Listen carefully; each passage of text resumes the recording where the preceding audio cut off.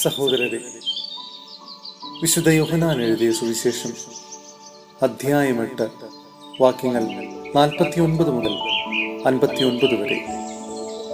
അബ്രാഹത്തിന് മുമ്പ് ഞാനുണ്ട്. യേശു പറഞ്ഞു, എനിക്ക് പിശാചില്ല. ഞാൻ എൻ്റെ പിതാവിനെ ബഹുമാനിക്കുന്നു.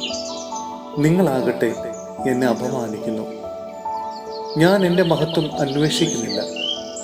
അത് അന്വേഷിക്കുന്നവനും വിധികർത്താവുമായ ഒരുവനുണ്ട്.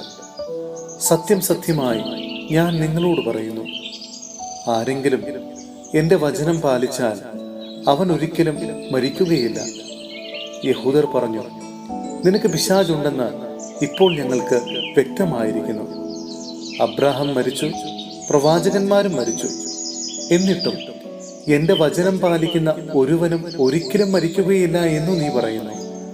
ഞങ്ങളുടെ മരിച്ചുപോയ പിതാവായ അബ്രാഹത്തേക്കാൾ വലിയവനാണോ നീ?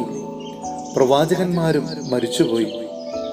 ആരാണെന്നാണ് നീ അവകാശപ്പെടുന്നത്?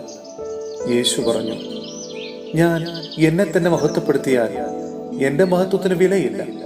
എന്നാൽ നിങ്ങളുടെ ദൈവമെന്ന് നിങ്ങൾ വിളിക്കുന്ന എൻ്റെ പിതാവാണ് എന്നെ മഹത്വപ്പെടുത്തുന്നത്. എന്നാൽ നിങ്ങൾ അവിടുത്തെ അറിഞ്ഞിട്ടില്ല. ഞാനോ അവിടുത്തെ അറിയുന്നു. ഞാൻ അവിടുത്തെ അറിയുന്നില്ല എന്ന് പറയുന്നെങ്കിൽ ഞാനും നിങ്ങളെപ്പോലെ നുണയനാകും. എന്നാൽ ഞാൻ അവിടുത്തെ അറിയുകയും അവിടുത്തെ വചനം പാലിക്കുകയും ചെയ്യുന്നു. എൻ്റെ ദിവസം കാണാമെന്ന പ്രതീക്ഷയിൽ നിങ്ങളുടെ പിതാവായ അബ്രാഹാം ആനന്ദിച്ചു. അവനത് കാണുകയും സന്തോഷിക്കുകയും ചെയ്തു. അപ്പോൾ യഹൂദർ പറഞ്ഞു, നിനക്ക് ഇനിയും 50 വയസ്സായിട്ടില്ല, എന്നിട്ടും നീ അബ്രാഹത്തെ കണ്ടുവെന്നു. യേശു പറഞ്ഞു, സത്യം സത്യമായി ഞാൻ നിങ്ങളോട് പറയുന്നു, അബ്രാഹാം ഉണ്ടാകുന്നതിന് മുമ്പ് ഞാനുണ്ട്. അപ്പോൾ അവർ അവനെ എറിയാൻ കല്ലുകളെടുത്തു. എന്നാൽ യേശു അവരിൽ നിന്ന് മറഞ്ഞ് ദേവാലയത്തിൽ നിന്ന് പുറത്തുപോയി. സഹോദരരെ, വിശുദ്ധ പൗലോസ്ലീഹ റോമായിലെ സഭയ്ക്ക് എഴുതിയ ലേഖനം അധ്യായം 13 വാക്യങ്ങൾ 8 മുതൽ 14 വരെ.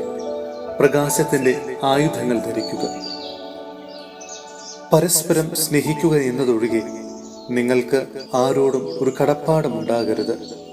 എന്തെന്നാൽ അയൽക്കാരനെ സ്നേഹിക്കുന്നവൻ നിയമം പൂർത്തീകരിച്ചു കഴിഞ്ഞു.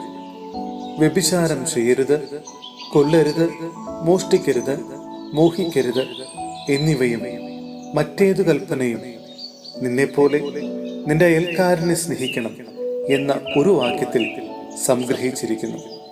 സ്നേഹം അയൽക്കാരനെ ഒരു ദ്രോഹവും ചെയ്യുന്നില്ല. അതുകൊണ്ട് നിയമത്തിന്റെ പൂർത്തീകരണം സ്നേഹമാണ്.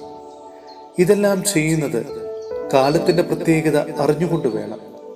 നിദ്ര വിട്ട് ഉണരേണ്ട മണിക്കൂറാണല്ലോ ഇത്. എന്തെന്നാൽ ഇപ്പോൾ രക്ഷ നമ്മളാരും പ്രതീക്ഷിച്ചിരുന്നതിനേക്കാൾ കൂടുതൽ അടുത്തെത്തിയിരിക്കുന്നു. രാത്രി കഴിയാറായി, പകൽ സമീപിച്ചിരിക്കുന്നു. ആകയാൽ നമുക്ക് അന്ധകാരത്തിന്റെ പ്രവൃത്തികൾ പരിത്യജിച്ച് പ്രകാശത്തിന്റെ ആയുധങ്ങൾ ധരിക്കാം. പകലിനെ യോജിച്ച വിധം നമുക്ക് പെരുമാറാം. സുഖലോലുപതയിലോ മദ്യലഹരിയിലോ അവിഹിത വീഴ്ചകളിലോ വിഷയാസക്തിയിലോ കലഹങ്ങളിലോ അസൂയയിലോ വ്യാപരിക്കരുത്. പ്രത്യുത കർത്താവായ യേശു ക്രിസ്തുവിനെ ധരിക്കുവിൻ. ദുർമോഹങ്ങളിലേക്ക് നയിക്കത്തക്ക വിധം ശരീരത്തെപ്പറ്റി ചിന്തിക്കാതിരിക്കുവിൻ.